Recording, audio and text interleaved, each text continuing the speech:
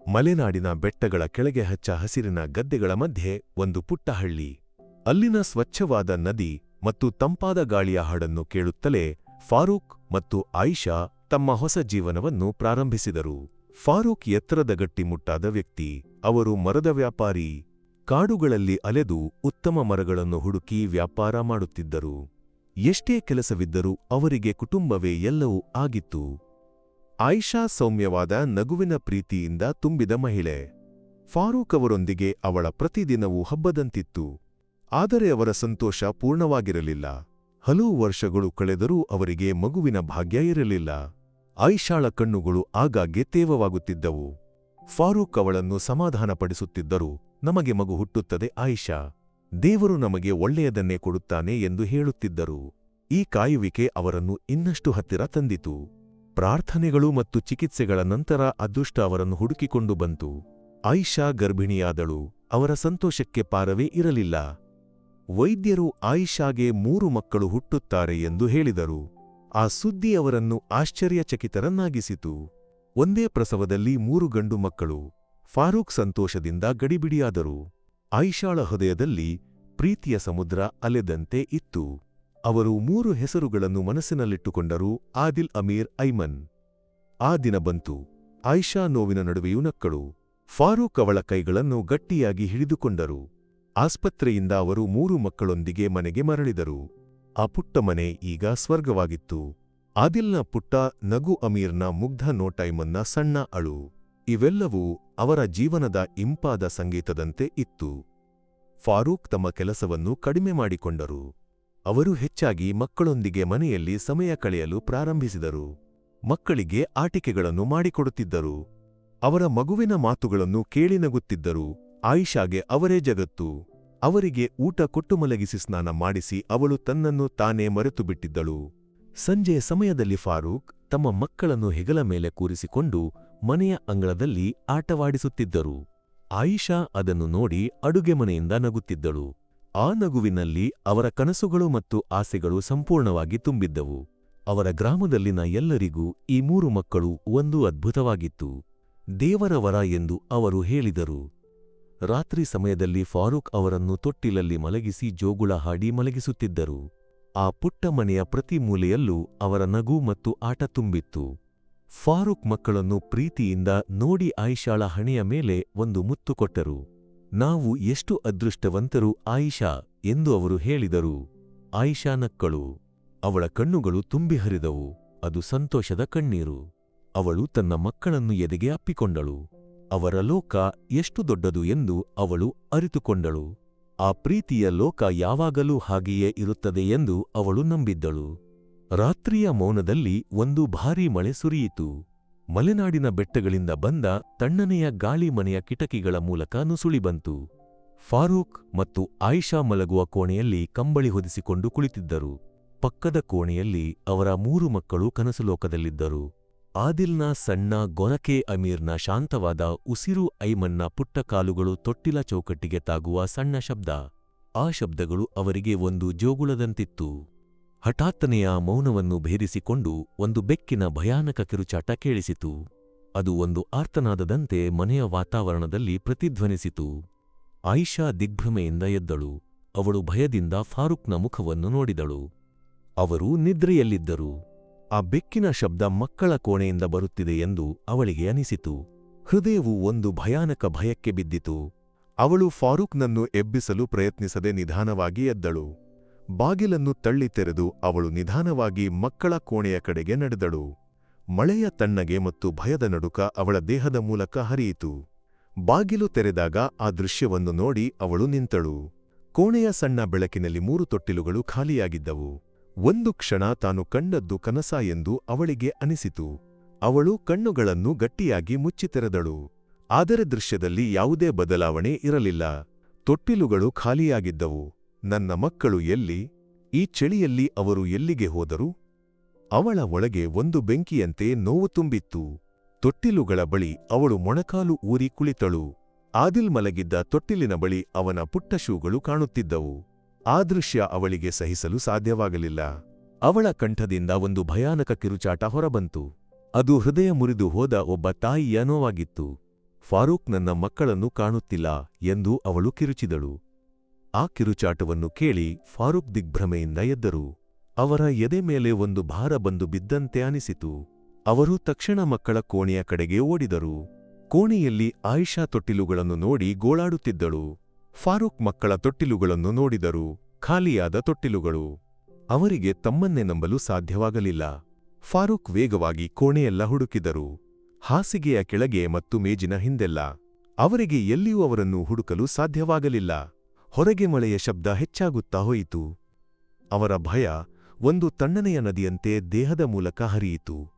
ಆಯಿಷಾ, ಏನಾಯಿತು? ಎಲ್ಲಿ ಹೋದರು ನಮ್ಮ ಮಕ್ಕಳು? ಅವರ ಧ್ವನಿ ನಡುಗಿತು. ಅದು ಯಾರಿಗೂ ನಂಬಲು ಸಾಧ್ಯವಾಗದ ಒಂದು ದುರಂತವಾಗಿತ್ತು. ಒಂದು ರಾತ್ರಿಯ ಮಧ್ಯದಲ್ಲಿ ಯಾವುದೇ ಕುರುಹು ಇಲ್ಲದೆ ಅವರ 3 ಮಕ್ಕಳು ಕಾಣೆಯಾಗಿದ್ದರು. ಇನ್ನು ಏನು ಎಂಬ ಪ್ರಶ್ನೆ ಮಾತ್ರ ಅವರ ಮನಸ್ಸಿನಲ್ಲಿ ಉಳಿದಿತ್ತು. ರಾತ್ರಿಯ ಭಯಾನಕತೆ ಬೆಳಗಿನ ಬೆಳಕಿಗೆ ಜಾಗ ಕೊಡಲಿಲ್ಲ. ಫಾರೂಕ್ ಮತ್ತು ಆಯಿಷಾ ಅತ್ತು ಸುಸ್ತಾದರು. ಅವರ ಅಳುವನ್ನು ಕೇಳಿ ಹಳ್ಳಿ ಎಚ್ಚರವಾಯಿತು. ಜನರು ಓಡಿ ಬಂದರು. ಎಲ್ಲರಿಗೂ ಆ ದೃಶ್ಯವನ್ನು ನಂಬಲು ಸಾಧ್ಯವಾಗಲಿಲ್ಲ. ಸಂತೋಷದಿಂದ ತುಂಬಿದ್ದ ಆ ಮನೆಯಲ್ಲಿ ಈಗ ದುರಂತದ ಕಪ್ಪು ನೆರಳು ಬಿದ್ದಿತ್ತು. ಫಾರೂಕ್ ಮತ್ತು ಆಯಿಷಾ ಘಟನೆಯನ್ನು ವಿವರಿಸಿದರು. ಮಕ್ಕಳು ಹೇಗೆ ಕಾಣೆಯಾದರು ಎಂಬ ಬಗ್ಗೆ ಯಾರಿಗೂ ಯಾವುದೇ ಮಾಹಿತಿ ಇರಲಿಲ್ಲ. ಹತ್ತಿರದ ಪೊಲೀಸ್ ಠಾಣೆಗೆ ವಿಷಯ ತಿಳಿಸಿದರು.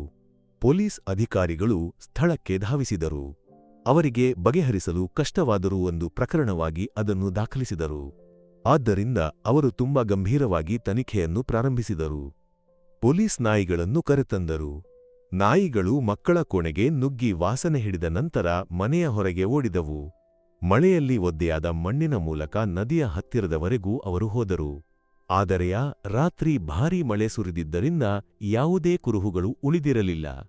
ಸಿಸಿಟಿವಿ ಕ್ಯಾಮರಾಗಳು ಅಥವಾ ದೂರವಾಣಿ ಕರೆಗಳು ಇಲ್ಲದ ಕಾರಣ ಪೊಲೀಸರಿಗೆ ಹೆಚ್ಚು ಏನೂ ಮಾಡಲು ಸಾಧ್ಯವಾಗಲಿಲ್ಲ. ಫಾರೂಕ್ ಮತ್ತು ಆಯಿಷಾ ಪ್ರತಿದಿನ ಪೊಲೀಸ್ ಠಾಣೆಗೆ ಹೋಗುತ್ತಿದ್ದರು. ಎಲ್ಲಿಂದಲಾದರೂ ಒಂದು ಸುದ್ದಿ ಕೇಳಬೇಕೆಂದು ಅವರು ಹಂಬಲಿಸಿದರು. ಆದರೆ ಪ್ರತಿ ಬಾರಿಯೂ ಅವರು ನಿರಾಶರಾಗಿ ಮರಳಿದರು. ತನಿಖೆ ಮುಂದುವರಿಯದೆ ಸ್ಥಗಿತಗೊಂಡಿತು. ಕಾಲ ಕಳೆಯುತ್ತಾ ಹೋದಂತೆ ಪೊಲೀಸರ ನಿರೀಕ್ಷೆಯೂ ಕುಸಿಯಿತು. ಕೊನೆಗೆ ಆ ಪ್ರಕರಣದ ಫೈಲ್ಗಳನ್ನು ಮುಚ್ಚಲಾಯಿತು. ಮಕ್ಕಳನ್ನು ಹುಡುಕುವ ಎಲ್ಲಾ ದಾರಿಗಳು ಮುಚ್ಚಿದಾಗ ಫಾರೂಕ್ ಮತ್ತು ಆಯಿಷಾ ಕುಸಿದು ಹೋದರು. ಆದರೆ ಆಯಿಷಾಳ ಮನಸ್ಸು ಇದನ್ನು ಒಪ್ಪಿಕೊಳ್ಳಲು ಸಿದ್ಧವಿರಲಿಲ್ಲ. ಅವಳ ಮಕ್ಕಳು ಜೀವಂತವಾಗಿದ್ದಾರೆ ಎಂದು ಅವಳು ನಂಬಿದಳು. ಪ್ರತಿದಿನ ಅವಳು ಅವರ ಫೋಟೋಗಳನ್ನು ನೋಡುತ್ತಿದ್ದಳು, ಅವರೊಂದಿಗೆ ಮಾತನಾಡುತ್ತಿದ್ದಳು, ಅವರ ವಾಪಸಾತಿಗಾಗಿ ಪ್ರಾರ್ಥಿಸುತ್ತಿದ್ದಳು. ಫಾರೂಕ್ ಅವರ ಸ್ಥಿತಿಯು ಭಿನ್ನವಾಗಿರಲಿಲ್ಲ. ಆದರೆ ಅವರು ಜೀವನವನ್ನು ಮುಂದುವರೆಸಬೇಕಾಗಿತ್ತು. ವ್ಯಾಪಾರಕ್ಕಾಗಿ ಅವರು ಹಿಂದಿನಂತೆ ದೂರ ಪ್ರಯಾಣಗಳನ್ನು ಪ್ರಾರಂಭಿಸಿದರು. ಕೆಲಸದ ಒತ್ತಡದಲ್ಲಿ ಅವರು ತಮ್ಮ ದುಃಖವನ್ನು ಮರೆಯಲು ಪ್ರಯತ್ನಿಸಿದರು. ಹಾಗಿದ್ದಾಗ ಆಯಿಷಾ ಫಾರೂಕ್ ಅವರಿಂದ ನಿಧಾನವಾಗಿ ದೂರವಾದಳು. ಅವರ ತಣ್ಣನೆಯ ಮನೋಭಾವ ಅವಳನ್ನು ನೋಯಿಸಿತು. ತನ್ನ ನೋವನ್ನು ಅವರಿಗೆ ಅರ್ಥಮಾಡಿಕೊಳ್ಳಲು ಸಾಧ್ಯವಾಗುತ್ತಿಲ್ಲ ಎಂದು ಅವಳಿಗೆ ಅನಿಸಿತು. ಅಥವಾ ಅವರು ನೋವನ್ನು ಮರೆಮಾಚಲು ಪ್ರಯತ್ನಿಸುತ್ತಿದ್ದಾರೆಯೇ? ಅವಳಿಗೆ ಒಂದು ಉತ್ತರ ಸಿಗಲಿಲ್ಲ. ಆದರೂ ಆಯಿಷಾ ತನ್ನ ಭರವಸೆಯನ್ನು ಬಿಡಲಿಲ್ಲ. ಒಂದು ದಿನ ತನ್ನ ಮಕ್ಕಳು ಹಿಂದಿರುಗುತ್ತಾರೆ ಎಂಬ ನಂಬಿಕೆಯಲ್ಲಿ ಅವಳು ಪ್ರತಿದಿನವನ್ನು ತಳ್ಳಿಹಾಕಿದಳು. ಆದರೆ ಅಂತಹ ಒಂದು ದಿನ ಬರುತ್ತದೆ ಎಂದು ಯಾರೂ ನಂಬಲಿಲ್ಲ. ಕಾಲವು ಒಂದು ಕಡಲ ಅಲೆಯನ್ನಂತೆ ಮುನ್ನುಗ್ಗುತ್ತಲೇ ಇತ್ತು. ಆದರೆ ಫಾರೂಕ್ ಮತ್ತು ಆಯಿಷಾ ಅವರ ಜೀವನ ಅದೇ ತೀರದಲ್ಲಿ ನಿಶ್ಚಲವಾಗಿ ನಿಂತಿತು. ಅವರ ಮನೆಯಲ್ಲಿದ್ದ ಸಂತೋಷ ಮತ್ತು ನಗು ಮರೆಯಾಯಿತು. ದುಃಖದ ಕತ್ತಲೆ ಮನೆಯನ್ನು ಆವರಿಸಿತು. ಆಯಿಷಾಳ ಮನಸ್ಸು ಪ್ರತಿದಿನ ಇನ್ನಷ್ಟು ಕುಸಿಯುತ್ತಿತ್ತು. ಅವಳ ಕಣ್ಣುಗಳು ಯಾವಾಗಲೂ ಕಿಟಕಿಯ ಕಡೆಗೆ ನೋಡುತ್ತಿದ್ದವು. ಎಲ್ಲಿಯಾದರೂ ತನ್ನ ಮಕ್ಕಳ ರೂಪವನ್ನು ಕಾಣಬೇಕೆಂದು ಅವಳು ಹಂಬಲಿಸಿದಳು. ಫಾರೂಕ್ ತನ್ನ ದುಃಖವನ್ನು ಕೆಲಸದ ಒತ್ತಡಗಳಲ್ಲಿ ಅಡಗಿಸಲು ಪ್ರಯತ್ನಿಸಿದರು. ಪ್ರತಿದಿನ ಅವರು ದೂರ ಪ್ರಯಾಣಗಳನ್ನು ಪ್ರಾರಂಭಿಸಿದರು. ಹಲವು ಬಾರಿ ರಾತ್ರಿ ತಡವಾಗಿ ಹಿಂದಿರುಗುತ್ತಿದ್ದರು. ಆಯಿಷಾ ಇದನ್ನು ಗಮನಿಸಿದಳು. ತನ್ನ ನೋವಿನಲ್ಲಿ ಪಾಲುದಾರರಾಗಲು ಅವರಿಗೆ ಆಸಕ್ತಿ ಇಲ್ಲದಂತೆ ಅವಳಿಗೆ ಅನಿಸಿತು. ನೀವು ಏಕೆ ನನ್ನೊಂದಿಗೆ ಮಾತನಾಡುವುದಿಲ್ಲ ಫಾರೂಕ್ ಎಂದು ಅವಳು ಒಮ್ಮೆ ಕೇಳಿದಳು. ನಮ್ಮ ಮಕ್ಕಳಿಗೆ ಏನಾಯಿತು ಎಂದು ನಮಗೆ ತಿಳಿದಿಲ್ಲ. ನೀವು ನನ್ನನ್ನು ದೂರವಿಡುತ್ತಿದ್ದೀರಾ? ಫಾರೂಕ್ ಅವಳನ್ನು ತಿರುಗಿ ನೋಡಿದರು. ಹಾಗೆಲ್ಲ ಏನೂ ಇಲ್ಲ ಆಯಿಷಾ. ನನ್ನ ನೋವನ್ನು ಮರೆಯಲು ನನಗೆ ಕೆಲಸ ಹೆಚ್ಚಾಗಿ ಬೇಕು. ಅವರಿಗೆ ಹೇಳಲು ಸಾಧ್ಯವಾದದ್ದು ಇಷ್ಟೇ. ಅವರ ಸಂಭಾಷಣೆಗಳು ಕಡಿಮೆಯಾದವು. ಅವರ ನಡುವೆ ಒಂದು ದೊಡ್ಡ ಗೋಡೆ ನಿರ್ಮಾಣವಾದಂತೆ ಇತ್ತು. ಆಯಿಷಾಳ ಮನಸ್ಸು ಅನೇಕ ಪ್ರಶ್ನೆಗಳಿಂದ ತುಂಬಿತ್ತು. ಫಾರೂಕ್ ಏಕೆ ಹೀಗೆ ದೂರವಾಗುತ್ತಿದ್ದಾರೆ? ಅವರು ನನ್ನನ್ನು ಪ್ರೀತಿಸುತ್ತಿಲ್ಲವೇ? ಅಥವಾ ಈ ದುರಂತದ ಹಿಂದೆ ಅವರಿಗೆ ಏನಾದರೂ ಸಂಬಂಧವಿದೆಯೇ? ಅವಳು ತಿಳಿಯದೆ ಈ ಅನುಮಾನಗಳನ್ನು ಮನಸ್ಸಿನಲ್ಲಿಟ್ಟುಕೊಂಡಳು. ವರ್ಷಗಳು ಕಳೆದು ಹೋದವು. 20 ವರ್ಷಗಳು. ಹಳ್ಳಿಯಲ್ಲಿನ ಜನರು ಆ ದುರಂತವನ್ನು ಮರೆಯಲು ಪ್ರಾರಂಭಿಸಿದ್ದರು. ಫಾರೂಕ್ ಈಗಲೂ ಒಬ್ಬ ಮರದ ವ್ಯಾಪಾರಿ. ಆಯಿಷಾಳ ನಿರೀಕ್ಷೆಗಳು ಮಾತ್ರ ಮಂಕಾಗಲಿಲ್ಲ. ಅವಳು ತನ್ನ ಮಕ್ಕಳ ಚಿತ್ರಗಳನ್ನು ಪ್ರತಿದಿನ ನೋಡುತ್ತಿದ್ದಳು. ಅದು ಒಂದು ನಂಬಿಕೆಯಾಗಿ ಮಾರ್ಪಟ್ಟಿತ್ತು. ಮಕ್ಕಳು ಹಿಂದಿರುಗುತ್ತಾರೆ ಎಂದು ಅವಳು ಗಟ್ಟಿಯಾಗಿ ನಂಬಿದಳು. ಒಂದು ಸಂಜೆ ಫಾರೂಕ್ ವ್ಯಾಪಾರ ಮುಗಿಸಿ ಮನೆಗೆ ಹಿಂದಿರುಗಿದರು. ಮನೆಯ ಅಂಗಳದಲ್ಲಿ ಒಬ್ಬ ಅಪರಿಚಿತ ವ್ಯಕ್ತಿ ನಿಂತಿದ್ದರು. ಎತ್ತರದ ಕಪ್ಪು ಉಡುಪು ಧರಿಸಿದ ಒಬ್ಬ ವ್ಯಕ್ತಿ. ಅವರು ಫಾರೂಕ್ನನ್ನು ಕೇಳಿದರು, ನಿಮ್ಮ ಮಕ್ಕಳು ಒಂದು ದಿನ ರಾತ್ರಿ ಕಾಣೆಯಾಗಿದ್ದು ಆಕಸ್ಮಿಕವಾಗಿ ನಡೆದದ್ದಲ್ಲ. ಅದು ಮೊದಲೇ ಯೋಜಿಸಲ್ಪಟ್ಟದ್ದು. ಫಾರೂಕ್ ಬೆಚ್ಚಿಬಿದ್ದರು. ಅವರು ಭಯದಿಂದ ಆ ಅಪರಿಚಿತರನ್ನು ನೋಡಿದರು. ನೀವು ಯಾರು? ನಿಮಗೆ ಇದು ಹೇಗೆ ಗೊತ್ತು? ನಿಮಗೆ ಅದು ತಿಳಿಯಬೇಕಿದ್ದರೆ ನನ್ನನ್ನು ಒಂದು ಬಾರಿಯಾದರೂ ನಂಬಬೇಕು. ಅವರು ನಕ್ಕರು. ಫಾರೂಕ್ ಆಲೋಚಿಸಿದರು. ಕಳೆದ 20 ವರ್ಷಗಳಿಂದ ತಾನು ಅನುಭವಿಸಿದ ನೋವು. ಅದಕ್ಕೆ ಒಂದು ಕಾರಣವನ್ನು ಹುಡುಕಲು ಸಾಧ್ಯವಾದರೆ ಅವರ ಒಳಗೆ ಒಂದು ಭರವಸೆಯ ಕಿಡಿ ಹೊತ್ತಿತು. ಅವರು ಆ ಅಪರಿಚಿತರನ್ನು ಅನುಮಾನದಿಂದ ನೋಡಿದರು. ಆದರೆ ಅವರ ಕಣ್ಣುಗಳಲ್ಲಿ ಕಂಡ ಪ್ರಾಮಾಣಿಕತೆ ಫಾರೂಕ್ ಅವರನ್ನು ಆಶ್ಚರ್ಯಚಕಿತರನ್ನಾಗಿಸಿತು. ಆ ಅಪರಿಚಿತರು ಮನೆಯ ಒಳಗೆ ನಡೆದು ಹೋದರು. ಆಯಿಷಾ ಒಳಗೆ ಇದ್ದಳು. ಅವರು ಅವಳನ್ನು ನೋಡಿದರು. ನಿಮ್ಮ ಮಕ್ಕಳು ಜೀವಂತವಾಗಿದ್ದಾರೆ ಆಯಿಷಾ, ಅವರು ಹೇಳಿದರು. ಆ ಮಾತುಗಳು ಆಯಿಷಾಳ ಹೃದಯಕ್ಕೆ ಒಂದು ಬೆಳಕಿನಂತೆ ನುಸುಳಿ ಬಂದವು. ನೀವು ಯಾರು? ಅವಳು ನಡುಗುತ್ತಾ ಕೇಳಿದಳು. ನಾನು ನಿಮ್ಮ ಮಗನನ್ನ ಹೆಸರು ಆದಿಲ್. ರಾತ್ರಿಯ ಕತ್ತಲೆಯಲ್ಲಿ ಮಳೆ ಸುರಿದ ಆ ರಾತ್ರಿ ಫಾರೂಕ್ ಮತ್ತು ಆಯಿಷಾಳ ನೆನಪಿನಲ್ಲಿ ಈಗಲೂ ಒಂದು ದುಸ್ವಪ್ನದಂತೆ ಉಳಿದಿದೆ. ಅವರ ಜೀವನದಿಂದ ನಗು ಮತ್ತು ಸಂತೋಷ ಮರೆಯಾಗಿತ್ತು. ದುಃಖ ಮತ್ತು ಏಕಾಂತತೆ ಅವರ ಜೀವನವನ್ನು ತಲೆಕೆಳಗಾಗಿಸಿತ್ತು. ದಿನಗಳು, ತಿಂಗಳುಗಳು, ವರ್ಷಗಳು, 20 ವರ್ಷಗಳು ಕಳೆದು ಹೋಗಿದ್ದವು. ಒಂದು ಸಂಜೆ ಅವರು ಕಾಯುತ್ತಿದ್ದ ಆ ರಹಸ್ಯಮಯ ಅತಿಥಿ ಅವರ ಮನೆಗೆ ಬರುತ್ತಾರೆ. ಅವರ ಮಾತುಗಳು ಒಂದು ಹೊಸ ತಿರುವಿಗೆ ಸೂಚನೆ ನೀಡುತ್ತವೆ. ನಿಮ್ಮ ಮಕ್ಕಳು ಜೀವಂತವಾಗಿದ್ದಾರೆ ಆಯಿಷಾ. ಆ ಮಾತುಗಳು ಅವಳ ಹೃದಯದ ಮೂಲಕ ಒಂದು ಮಿಂಚಿನಂತೆ ಹಾದುಹೋದವು. ಅವಳು ನಡುಗುತ್ತಾ ಅವರನ್ನು ನೋಡಿದಳು. 20 ವರ್ಷಗಳು ಮನಸ್ಸಿನಲ್ಲಿಟ್ಟುಕೊಂಡಿದ್ದ ಒಂದು ನಂಬಿಕೆಗೆ ಮೊದಲ ಬಾರಿಗೆ ಒಂದು ಉತ್ತರ ಸಿಕ್ಕಿತ್ತು. ನೀವು ಯಾರು? ಅವಳು ಭಯದಿಂದ ಕೇಳಿದಳು. ನಾನು ನಿಮ್ಮ ಮಗನನ ಹೆಸರು ಆದಿಲ್. ಆಯಿಷಾಳ ಕಣ್ಣುಗಳು ತುಂಬಿದವು. ಒಂದು ಕ್ಷಣ ತಾನು ಕೇಳಿದ್ದು ಕನಸಾ ಎಂದು ಅವಳಿಗೆ ಅನಿಸಿತು. ಅವಳಿಗೆ ನಂಬಲು ಸಾಧ್ಯವಾಗಲಿಲ್ಲ. ಫಾರೂಕ್ ಕೂಡ ದಿಗ್ಭ್ರಮೆಗೊಂಡರು. ಅವರು ಆದಿಲ್ನನ್ನು ಪ್ರಶ್ನಾರ್ಥಕವಾಗಿ ನೋಡಿದರು.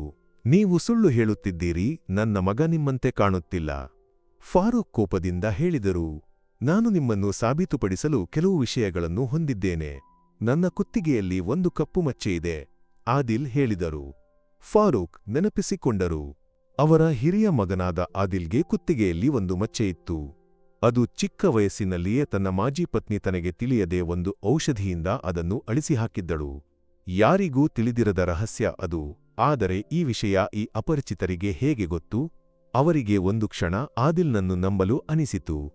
ಆಯಿಷಾಳ ಕಣ್ಣುಗಳು ತುಂಬಿದವು. ಅವಳು ಅವನನ್ನು ಅಪ್ಪಿಕೊಂಡು ಗಟ್ಟಿಯಾಗಿ ಅಳಲಾರಂಭಿಸಿದಳು. ಫಾರೂಕ್ ಅದನ್ನು ನೋಡಿ ಆಶ್ಚರ್ಯಪಟ್ಟರು. ಆದಿಲ್ ಅವರನ್ನು ಅಪ್ಪಿಕೊಂಡರು. ನಾನು ನಿಮ್ಮ ಮಗ. ನಮಗೆ ಮೂವರಿಗೂ ಏನಾಯಿತು ಎಂದು ನೀವು ತಿಳಿಯಬೇಕು, ಅವರು ಹೇಳಿದರು. ಆದಿಲ್ ತಮ್ಮ ಕಥೆಯನ್ನು ಹೇಳಲು ಪ್ರಾರಂಭಿಸಿದರು. ಒಂದು ದಿನ ರಾತ್ರಿ ಒಬ್ಬ ಮಹಿಳೆ ತಮ್ಮನ್ನು ಅಪಹರಿಸಿದ್ದಳು. ಅವಳು ಒಂದು ದೊಡ್ಡ ಕಾರಿನಲ್ಲಿ ಅವರನ್ನು ಕರೆದುಕೊಂಡು ಹೋಗಿದ್ದಳು. ಅವರನ್ನು ಒಂದು ಅನಾಥಾಶ್ರಮದಲ್ಲಿ ಸೇರಿಸಿದ ನಂತರ ಅವರ ಹೆಸರನ್ನು ಬದಲಾಯಿಸಿದ್ದಳು. ಫಾರೂಕ್ ಅವರ ಮಾಜಿ ಪತ್ನಿಯೇ ಈ ಕ್ರೂರ ಕೃತ್ಯವನ್ನು ಮಾಡಿದ್ದಳು ಮತ್ತು ಅದು ಆಕಸ್ಮಿಕವಾಗಿ ನಡೆದದ್ದಲ್ಲ ಎಂದು ಅವರು ಬಹಿರಂಗಪಡಿಸಿದರು. ತನಗೆ ಮತ್ತು ತಮ್ಮಂದಿರಿಗೆ ಏನಾಯಿತು ಎಂದು ತನಗೆ ಸರಿಯಾಗಿ ನೆನಪಿಲ್ಲ. ಆದರೆ ತಮ್ಮನ್ನು ರಕ್ಷಿಸಲು ಬಂದ ಒಬ್ಬರು ತನಗೆ ಕೊಟ್ಟ ಕೆಲವು ಸುಳಿವುಗಳು ಈ ರೀತಿಯ ತನಿಖೆಯನ್ನು ಪ್ರಾರಂಭಿಸಲು ತನ್ನನ್ನು ಪ್ರೇರೇಪಿಸಿದವು. ಹಾಗಾಗಿ ನಾನು ನಿಮ್ಮನ್ನು ಹುಡುಕಿಕೊಂಡು ಬಂದೆ. ಫಾರೂಕ್ ತಮ್ಮ ಮಾಜಿ ಪತ್ನಿಯೇ ಈ ಕ್ರೂರ ಕೃತ್ಯವನ್ನು ಮಾಡಿದ್ದಳು ಎಂದು ಕೇಳಿ ಬೆಚ್ಚಿಬಿದ್ದರು. ಅವರ ಮನಸ್ಸಿನಲ್ಲಿ ಹಲವು ಪ್ರಶ್ನೆಗಳಿದ್ದವು. ಹಲವು ವರ್ಷಗಳಿಂದ ತಾನು ಅನುಭವಿಸಿದ ನೋವು, ಪತ್ನಿಯೊಂದಿಗಿನ ಅಂತರ, ಇವೆಲ್ಲದಕ್ಕೂ ಕಾರಣ ಆ ಮಹಿಳೆ ಎಂದು ಅವರಿಗೆ ತಿಳಿಯಿತು. ಅವರಿಗೆ ಅವಳ ಮೇಲೆ ಕೋಪ ಬಂತು. ಆಯಿಷಾ ಆದಿಲ್ನ ಮಾತುಗಳನ್ನು ಕೇಳಿ ಅಳುತ್ತಾ ಹೇಳಿದಳು, ನನ್ನ ಮಕ್ಕಳೇ ಎಲ್ಲಿ ಇದ್ದಿರಿ?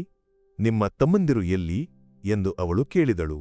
ನನಗೆ ಗೊತ್ತಿದೆ ಅಮ್ಮ, ಅವರು ಎಲ್ಲಿದ್ದಾರೆ ಎಂದು. ಅವರನ್ನು ವಾಪಸ್ ಕರೆದುಕೊಂಡು ಬರಲು ನಾನು ನಿಮಗೆ ಸಹಾಯ ಮಾಡುತ್ತೇನೆ. ಆದಿಲ್ ಹೇಳಿದರು.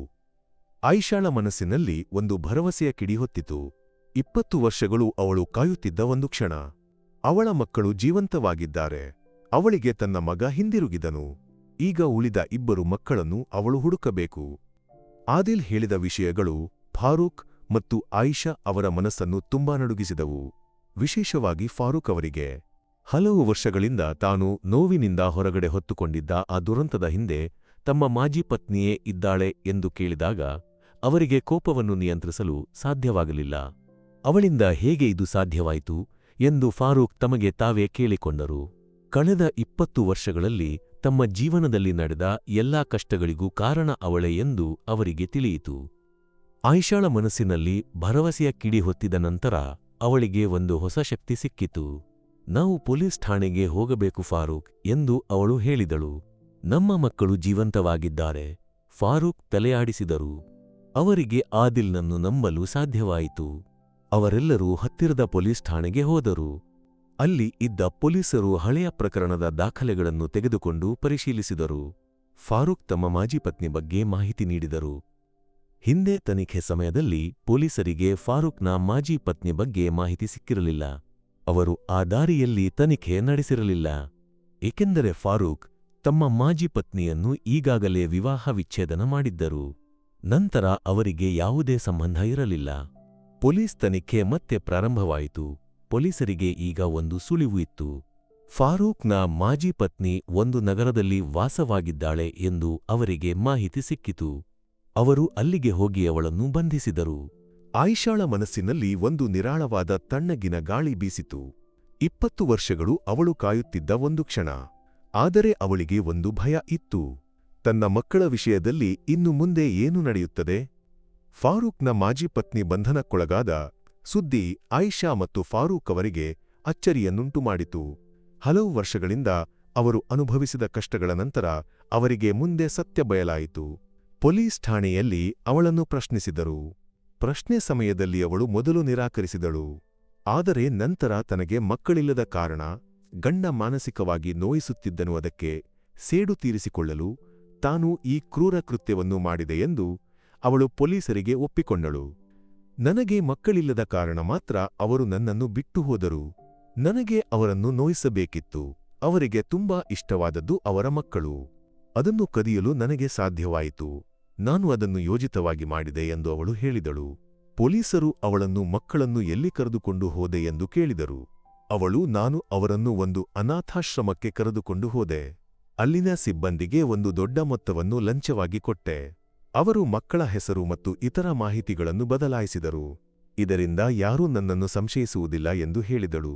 ಫಾರೂಕ್ ಈ ಮಾಹಿತಿಯನ್ನು ಕೇಳಿ ನಿಂತರು. ಅವರಿಗೆ ಕೋಪವನ್ನು ನಿಯಂತ್ರಿಸಲು ಸಾಧ್ಯವಾಗಲಿಲ್ಲ. ನೀನು ಏಕೆ ಇದನ್ನು ನನಗೆ ಮಾಡಿದೆ? ಫಾರೂಕ್ ಕೇಳಿದರು.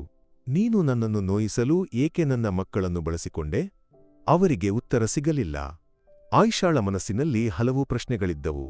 ನನ್ನ ಮಕ್ಕಳಿಗೆ ಏನಾಯಿತು? ಅವರು ಎಲ್ಲಿದ್ದಾರೆ? ಅವಳು ಮಾಜಿ ಪತ್ನಿಯ ಕಡೆಗೆ ನೋಡಿ ಕೇಳಿದಳು. ನಾನು ನಿಮ್ಮ ಮಕ್ಕಳನ್ನು ಕರೆದುಕೊಂಡು ಹೋಗಿಲ್ಲ. ನಾನು ನನ್ನ ಸ್ವಂತ ಮಗನನ್ನು ಕರೆದುಕೊಂಡು ಹೋಗಿದ್ದೆ. ಅವನನ್ನು ನಾನು ಬೇರೆ ಹೆಸರಿನಲ್ಲಿ ಆ ಅನಾಥಾಶ್ರಮದಲ್ಲಿ ಸೇರಿಸಿದೆ. ಅವಳು ಅತ್ತು ಕಣ್ಣೀರು ಹಾಕುತ್ತಾ ಹೇಳಿದಳು. ಫಾರೂಕ್ ಮತ್ತು ಆಯಿಷಾ ದಿಗ್ಭ್ರಮೆಗೊಂಡರು. ನೀವು ಏನು ಹೇಳುತ್ತಿದ್ದೀರಿ? ಫಾರೂಕ್ ಕೇಳಿದರು. ಫಾರೂಕ್, ನನಗೆ ಒಂದು ರಹಸ್ಯವಿದೆ. ನೀವು ತಿಳಿಯದ ಒಂದು ಸತ್ಯ. ನನಗೆ ಒಬ್ಬ ಮಗ ಇದ್ದನು. ಅದು ನಿಮಗೆ ತಿಳಿಯದೆ ನಾನು ಮಾಡಿದ್ದು. ಅವಳು ಹೇಳಿದಳು. ಅವನನ್ನು ನಾನು ಬೇರೆ ಹೆಸರಿನಲ್ಲಿ ಆ ಅನಾಥಾಶ್ರಮದಲ್ಲಿ ಸೇರಿಸಿದೆ. ನಿಮಗೆ ತಿಳಿಯದೆ ನಾನು ಒಂದು ದೊಡ್ಡ ರಹಸ್ಯವನ್ನು ಅಡಗಿಸಿಟ್ಟೆ. ಅವಳು ಅತ್ತು ಕಣ್ಣೀರು ಹಾಕುತ್ತಾ ಹೇಳಿದಳು. ನೀವು ನನ್ನ ಮಕ್ಕಳಿಗೆ ಏನು ಮಾಡಿದ್ದೀರಿ? ಆಯಿಷಾ ಕೇಳಿದಳು. ನಾನು ನಿಮ್ಮ ಮಕ್ಕಳಿಗೆ ಏನೂ ಮಾಡಿಲ್ಲ. ನಾನು ಪೊಲೀಸರನ್ನು ದಾರಿ ತಪ್ಪಿಸಲು ಒಂದು ಮಗುವನ್ನು ನನ್ನ ಜೊತೆ ಕರೆದುಕೊಂಡು ಹೋದೆ. ಆ ಮಗುವಿಗೆ ಏನಾಯಿತು ಎಂದು ನನಗೆ ತಿಳಿದಿಲ್ಲ, ಅವಳು ಹೇಳಿದಳು. ಪೊಲೀಸರಿಗೆ ಒಂದು ಹೊಸ ಮಾಹಿತಿ ಸಿಕ್ಕಿತು. ಈ ದುರಂತದ ಹಿಂದೆ ಫಾರೂಕ್ನ ಮಾಜಿ ಪತ್ನಿಗೆ ಯಾವುದೇ ಪಾತ್ರವಿಲ್ಲ. ಅವಳು ಪೊಲೀಸರನ್ನು ದಾರಿ ತಪ್ಪಿಸಲು ಹೀಗೆ ಮಾಡಿದ್ದಳು. ಫಾರೂಕ್ನ ಮಾಜಿ ಪತ್ನಿಯ ಹೇಳಿಕೆ ಪೊಲೀಸರನ್ನು ಸಂಪೂರ್ಣವಾಗಿ ಗೊಂದಲಕ್ಕೀಡು ಮಾಡಿತು. ಅವರು ತಪ್ಪನ್ನು ಒಪ್ಪಿಕೊಂಡು ನಂತರ ಅದನ್ನು ಬದಲಾಯಿಸಿ ಹೇಳಿದಾಗ ಪ್ರಕರಣ ಮತ್ತೆ ಮೊದಲ ಹಂತಕ್ಕೆ ಬಂತು. ಆದರೂ ಅವರು ಹೇಳಿದ ಕೆಲವು ವಿಷಯಗಳು ಪೊಲೀಸರಿಗೆ ಒಂದು ಹೊಸ ತಿರುವಿಗೆ ಸುಳಿವು ನೀಡಿದವು. 3ನೇ ಮಗು ಬೇರೆ ಯಾರೂ ಮತ್ತು ಪೊಲೀಸರನ್ನು ದಾರಿ ತಪ್ಪಿಸಲು ಆ ಮಗುವನ್ನು ಅವರ ಜೊತೆ ಸೇರಿಸಲಾಯಿತು ಎಂಬ ಸತ್ಯವು ಪೊಲೀಸರನ್ನು ಆಳವಾಗಿ ಯೋಚಿಸುವಂತೆ ಮಾಡಿತು. ಪೊಲೀಸ್ ತನಿಖೆ ಒಂದು ಹೊಸ ದಿಕ್ಕಿಗೆ ತಿರುಗಿತು. ಮಕ್ಕಳನ್ನು ಹಸ್ತಾಂತರಿಸಿದ್ದಾಗಿ ಮಾಜಿ ಪತ್ನಿ ಹೇಳಿಕೆ ನೀಡಿದ್ದ ಅನಾಥಾಶ್ರಮಕ್ಕೆ ಅವರು ಹೋದರು. ಅಲ್ಲಿ ರಕ್ಷಿಸಲ್ಪಟ್ಟ 20 ವರ್ಷಗಳ ಹಳೆಯ ದಾಖಲೆಗಳನ್ನು ಪೊಲೀಸರು ಪರಿಶೀಲಿಸಿದರು. ಲಂಚ ನೀಡಿದ ಬಗ್ಗೆ ಅವರು ವಿಚಾರಿಸಿದಾಗ ಅನಾಥಾಶ್ರಮದ ಒಬ್ಬ ಹಳೆಯ ನೌಕರರಿಗೆ ಅದರಲ್ಲಿ ಪಾತ್ರವಿತ್ತು ಎಂದು ಕಂಡುಹಿಡಿಯಲಾಯಿತು. ಅವರಿಗೆ ದೊಡ್ಡ ಮೊತ್ತವನ್ನು ಕೈಬದಲಾಯಿಸಿದ ದಾಖಲೆಗಳು ಪೊಲೀಸರಿಗೆ ಸಿಕ್ಕವು. ಅವರು ಈಗ ಜೀವಂತವಾಗಿಲ್ಲ. ಆದರೆ ಅವರ ಡೈರಿ ಟಿಪ್ಪಣಿಯಿಂದ ಪೊಲೀಸರಿಗೆ ಒಂದು ದೊಡ್ಡ ಸತ್ಯ ತಿಳಿಯಿತು. ಡೈರಿಯಲ್ಲಿ ಅವರು ಬರೆದಿದ್ದರು, 2 ಮಕ್ಕಳು ಮಾತ್ರ ನನಗೆ ಸಿಕ್ಕಿದರು, ಫಾರೂಕ್ ಮತ್ತು ಆಯಿಷಾ ಅವರ ಮಕ್ಕಳು. ಆದರೆ ಒಬ್ಬ ಮಹಿಳೆ ನನ್ನನ್ನು ಸಂಪರ್ಕಿಸಿದಳು. ಅವಳು ಒಂದು ಮಗುವನ್ನು ನನ್ನ ಹತ್ತಿರ ಕೊಟ್ಟಳು. ಆ ಮಗುವಿನ ಹೆಸರು ಸೈಮನ್ ಎಂದು ಹೇಳಿದಳು. ಆ ಮಗುವಿನ ಕೈಯಲ್ಲಿ ಒಂದು ಸಣ್ಣ ಕಪ್ಪು ಮಚ್ಚೆ ಇತ್ತು. ಈ ಮಾಹಿತಿ ಪೊಲೀಸರನ್ನು ದಿಗ್ಭ್ರಮೆಗೊಳಿಸಿತು. ಅವರು ಇನ್ನೊಂದು ವಿಷಯವನ್ನು ಡೈರಿಯಲ್ಲಿ ಬರೆದಿದ್ದರು. ಅದು ಆಕಸ್ಮಿಕವಾಗಿ ನಡೆದದ್ದಲ್ಲ, ಅದು ಯೋಜಿತವಾಗಿ ಮಾಡಿದ್ದು. ಆ ಮಹಿಳೆಗೆ ಮಕ್ಕಳು ತನಗೆ ಬೇಕಾಗಿತ್ತು. ಅವಳಿಗೆ ಬೇರೆ ಒಬ್ಬರೊಂದಿಗೆ ಮಕ್ಕಳು ಇಲ್ಲದ ಕಾರಣ ಅವಳು ಇದನ್ನು ಮಾಡಿದಳು. ಡೈರಿಯಲ್ಲಿನ ಈ ಮಾಹಿತಿ ಪೊಲೀಸರಿಗೆ ಒಂದು ದೊಡ್ಡ ತಿರುವು ನೀಡಿತು. ಇದರಿಂದ 3ನೇ ಮಗು ಫಾರೂಕ್ ಮತ್ತು ಆಯಿಷಾ ಅವರ ಮಗ ಅಲ್ಲ ಎಂದು ಪೊಲೀಸರಿಗೆ ತಿಳಿಯಿತು. ಆದಿಲ್ ಮತ್ತು ಅವನ ಸಹೋದರನ ಮಾಹಿತಿಯನ್ನು ಇಟ್ಟುಕೊಂಡು ಪೊಲೀಸರು ತನಿಖೆ ಮುಂದುವರಿಸಿದರು. 3ನೇ ಮಗುವಿನ ರಹಸ್ಯವು ಪೊಲೀಸರನ್ನು ಮತ್ತೊಂದು ದಾರಿಗೆ ಕರೆದೊಯ್ಯಿತು. ಪೊಲೀಸರಿಗೆ ಸಿಕ್ಕ ಹೊಸ ಮಾಹಿತಿ ಅವರನ್ನು ದಿಗ್ಭ್ರಮೆಗೊಳಿಸಿತು.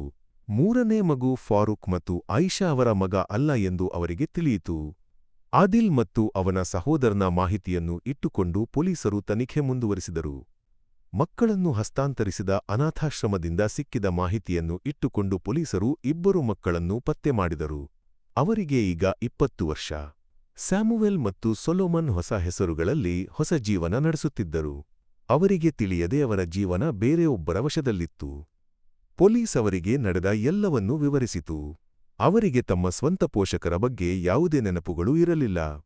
ಆದರೂ ಅವರ ಮನಸ್ಸಿನ ಯಾವುದೋ ಒಂದು ಮೂಲೆಯಲ್ಲಿ ಪೋಷಕರ ಬಗ್ಗೆ ಒಂದು ಅಸ್ಪಷ್ಟವಾದ ನೆನಪು ಇತ್ತು. ಫಾರೂಕ್ ಮತ್ತು ಆಯಿಷಾ ಈ ಸುದ್ದಿಯನ್ನು ಕೇಳಿ ಕಣ್ಣೀರಿಟ್ಟರು. ಅವರ ಮಕ್ಕಳು ಜೀವಂತವಾಗಿದ್ದಾರೆ ಎಂದು ಅವರಿಗೆ ನಂಬಲು ಸಾಧ್ಯವಾಗಲಿಲ್ಲ. 20 ವರ್ಷಗಳು ಅವರು ಕಾಯುತ್ತಿದ್ದ ಕ್ಷಣ. ಪೊಲೀಸರು ಅವರನ್ನು ಅನಾಥಾಶ್ರಮಕ್ಕೆ ಕರೆದುಕೊಂಡು ಹೋದರು. ಅವರು ಒಳಗೆ ಹೋದಾಗ ಅವರು ತಮ್ಮ ಮಕ್ಕಳನ್ನು ಕಂಡರು. ಸ್ಯಾಮುವೆಲ್ ಮತ್ತು ಸೊಲೊಮನ್ಗೆ ತಮ್ಮ ಪೋಷಕರನ್ನು ತಕ್ಷಣ ಗುರುತಿಸಲು ಸಾಧ್ಯವಾಗಲಿಲ್ಲ. ಆದರೆ ಆಯಿಷಾ ಅವರ ಹತ್ತಿರ ಓಡಿಹೋಗಿ ಅವರನ್ನು ಅಪ್ಪಿಕೊಂಡಳು. ನನ್ನ ಮಕ್ಕಳೇ, ಅವಳು ಅಳುತ್ತಾ ಹೇಳಿದಳು. ಆಯಿಷಾಳ ಸ್ಪರ್ಶ ಅವರನ್ನು ಆಶ್ಚರ್ಯಚಕಿತರನ್ನಾಗಿಸಿತು. ಒಂದು ಕ್ಷಣ ಅವರ ಮನಸ್ಸಿನ ಮೂಲಕ ಒಂದು ಮಿಂಚು ಹಾದುಹೋಯಿತು. ಅವರಿಗೆ ಕೆಲವು ನೆನಪುಗಳು ಹಿಂದಿರುಗಿದವು. ಅವರು ಅಮ್ಮನನ್ನು ಅಪ್ಪಿಕೊಂಡರು. ಫಾರೂಕ್ ಅವರ ಹತ್ತಿರ ನಿಂತರು. ಅವರಿಗೆ ಏನು ಹೇಳಬೇಕು ಎಂದು ತಿಳಿದಿರಲಿಲ್ಲ. ಅವರಿಗೆ ಪಾಪಪ್ರಜ್ಞೆ ಅನಿಸಿತು. ಆಯಿಷಾಳ ಮನಸ್ಸಿನಲ್ಲಿ ಸಂತೋಷ ಮತ್ತು ದುಃಖದ ಮಿಶ್ರಣವಾಗಿತ್ತು. ಸಂತೋಷ ತನ್ನ ಮಕ್ಕಳನ್ನು ಮರಳಿ ಪಡೆದದ್ದಕ್ಕೆ, ದುಃಖ ತನ್ನ 3ನೇ ಮಗುವಿನ ನೆನಪಿನಲ್ಲಿ. ಫಾರೂಕ್ ಮತ್ತು ಆಯಿಷಾ ಅವರ ಜೀವನಕ್ಕೆ ಭರವಸೆಯ ಬೆಳಗುವಾಗಿ ಸ್ಯಾಮುವೆಲ್ ಮತ್ತು ಸೊಲೊಮನ್ ಮರಳಿ ಬಂದರೂ 3ನೇ ಮಗ ಸೈಮನ್ನ ನೆನಪು ಅವರಿಗೆ ಒಂದು ನೋವಾಗಿ ಉಳಿದಿತ್ತು. ಸಂತೋಷ ಮತ್ತು ದುಃಖ ಬೆರೆತ ಒಂದು ಭಾವನೆ ಆ ಮನೆಯಲ್ಲಿ. ಹೊಸ ಜೀವನವನ್ನು ಪ್ರಾರಂಭಿಸಿದ ಅವರನ್ನು ಹುಡುಕಿಕೊಂಡು ಮತ್ತೆ ಒಂದು ಪ್ರಶ್ನೆ ಉಳಿದಿತ್ತು. ಸೈಮನ್ಗೆ ಏನಾಯಿತು? ಆ ಪ್ರಶ್ನೆ ಅವರಿಗೆ ಉತ್ತರ ಸಿಗದ ಒಂದು ರಹಸ್ಯವಾಗಿತ್ತು. ಪೊಲೀಸ್ ಮತ್ತು ಇತರರ ತನಿಖೆಗಳ ನಂತರ ಸೈಮನ್ ಎಂಬ ಹೆಸರಿನಲ್ಲಿ ಅಪಹರಿಸಿದ ಮಗುವಿಗೆ ಫಾರೂಕ್ ಮತ್ತು ಆಯಿಷಾ ಅವರ ಮಗನೊಂದಿಗೆ ಯಾವುದೇ ಸಂಬಂಧವಿಲ್ಲ ಎಂದು ಕಂಡುಹಿಡಿಯಲಾಯಿತು. ಡೈರಿ ಟಿಪ್ಪಣಿಯಲ್ಲಿ ಸೈಮನ್ ಎಂದು ಮಾತ್ರ ದಾಖಲಿಸಿದ್ದರಿಂದ ಅವರಿಗೆ ತನಿಖೆಯನ್ನು ಮುಂದುವರಿಸಲು ಸಾಧ್ಯವಾಗಲಿಲ್ಲ. ಹಲವು ವರ್ಷಗಳ ನಂತರ ಫಾರೂಕ್ ಮತ್ತು ಆಯಿಷಾ ಅವರ ದುಃಖಗಳು ಒಂದು ಮಟ್ಟಿಗೆ ಕಡಿಮೆಯಾಯಿತು. ಅವರು ಸ್ಯಾಮುವೆಲ್ ಮತ್ತು ಸೊಲೊಮನ್ ಅವರ ಹೊಸ ಜೀವನದ ಬಗ್ಗೆ ಮಾತನಾಡಿದರು. ಆದರೆ ಯಾವಾಗಲೂ ಸೈಮನ್ನ ನೆನಪು ಅವರಿಗೆ ಒಂದು ಚಿಂತೆಯಾಗಿರುತ್ತಿತ್ತು. ಸೈಮನ್ ಎಂಬ ಹೆಸರು ಆ ಮನೆಯಲ್ಲಿ ಒಂದು ಮೌನವಾದ ಅಸ್ತಿತ್ವವಾಗಿತ್ತು. ಕೆಲವೊಮ್ಮೆ ಒಂದು ದೂರವಾಣಿ ಕರೆ ಬರುತ್ತದೆ ಅಥವಾ ಒಂದು ಪತ್ರ. ಆ ಪತ್ರದಲ್ಲಿ ಕೆಲವೊಮ್ಮೆ ಒಂದು ಚಿತ್ರ ಇರುತ್ತದೆ. ಅದರಲ್ಲಿ ಒಂದು ಪುಟ್ಟ ಮಗುವಿನ ಮುಖ. ಆ ಚಿತ್ರವನ್ನು ನೋಡಿದಾಗ ಅವರಿಗೆ ಸೈಮನ್ ಬಗ್ಗೆ ನೆನಪುಗಳು ಮರಳಿ ಬರುತ್ತವೆ. ಸೈಮನ್ ಎಂಬ ಹೆಸರು ಅವರ ಹೃದಯದಲ್ಲಿ ಒಂದು ನೆನಪಾಗಿ ಮಾರ್ಪಟ್ಟಿತ್ತು. ಸೈಮನ್ ಎಂಬ ಹೆಸರು ಅವರಿಗೆ ಒಂದು ಹೊಸ ಭರವಸೆಯನ್ನು ನೀಡಿತು. ಸೈಮನ್ ಒಂದು ಹೊಸ ಜೀವನವನ್ನು ನಡೆಸುತ್ತಿದ್ದನು. ಅವನಿಗೆ ತಿಳಿಯದೆ ಅವನ ತಂದೆ ಮತ್ತು ತಾಯಿಯನ್ನು ಹುಡುಕಿಕೊಂಡು ಅವನು ಒಂದು ಪ್ರಯಾಣವನ್ನು ಪ್ರಾರಂಭಿಸಿದನು. ಅವನ ಮನಸ್ಸಿನ ಯಾವುದೋ ಒಂದು ಮೂಲೆಯಲ್ಲಿ ಅವನ ಪೋಷಕರ ಬಗ್ಗೆ ಕೆಲವು ನೆನಪುಗಳು ಉಳಿದಿದ್ದವು. ಪ್ರತಿದಿನವೂ ಅವರಿಗೆ ಹೊಸ ಭರವಸೆ ಸಿಕ್ಕಿತು. ಸೈಮನ್ ಒಂದು ದಿನ ಅವರನ್ನು ಹುಡುಕಿಕೊಂಡು ಬರುತ್ತಾನೆ ಎಂದು ಅವರು ನಂಬಿದ್ದರು. ಅವರ ಭರವಸೆಗಳಿಗೆ ಒಂದು ಅಂತ್ಯ ಇರಲಿಲ್ಲ.